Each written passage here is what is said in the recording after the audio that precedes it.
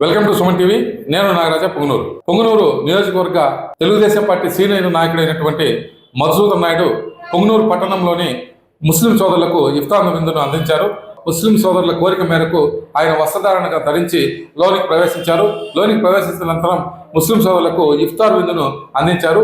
అనంతరం ఆయన విలేకరులతో మాట్లాడుతూ కూటమి ప్రభుత్వం ముస్లిం సోదరులకు ఎన్నో అవకాశాలు ఇచ్చిందని, ఎన్నో సదుపాయాలు కల్పించిందని ఆయన అన్నారు. ముస్లిం సోదరులకు కూటమి ప్రభుత్వం ఇస్తున్నటువంటి సంక్షేమ పథకాలను వివరించారు. ఆయన మాటల్లోనే విందాం పదండి.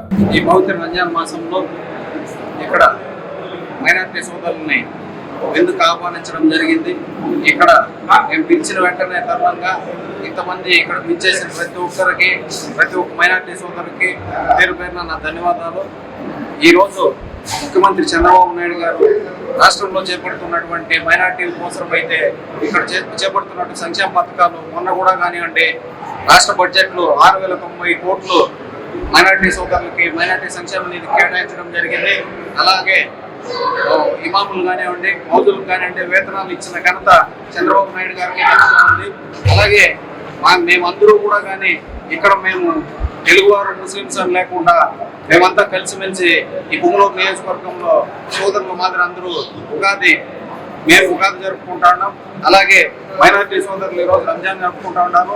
అందరూ కూడా కానీ కలిసిమెలిసి సోదర సమానంతో ఇక్కడ మేమందరూ కలిసి ఈరోజు ఈ పవిత్రమైన రంజాన్ని అందరితో కలిసి జరుపుకున్నందుకు చాలా సంతోషంగా ఉంది. అలాగే అందరూ కూడా కానీ ఆ తెలుగుదేశం పార్టీతో ఇక్కడ ఉన్నటువంటి ముందు కేల్వాతి రామకృష్ణారెడ్డి గారు కావచ్చు, అలాగే అమర్నాథ్ రెడ్డి గారు కావచ్చు, ఇక్కడ ఉన్నటువంటి సాధ్యమాలను కూడా ఆ రోజుల్లో తెలుగుదేశం పార్టీని స్థాపించడం జరిగింది. అలాగే చైర్మన్ ముందు కూడా కానివ్వండి 2-3 టర్ములు కూడా మన మున్సిపాలిటీకి చైర్మన్ని ఇక్కడ ముస్లిం సోదరులకు ఇచ్చిన ఘనత తెలుగుదేశం పార్టీకి దక్కుతుంది. ఇక్కడ ఉన్నటువంటి ప్రతి ఒక్కరికి పేరు పేరున రంజాన్ శుభాకాంక్షలు తెలియజేసుకుంటూ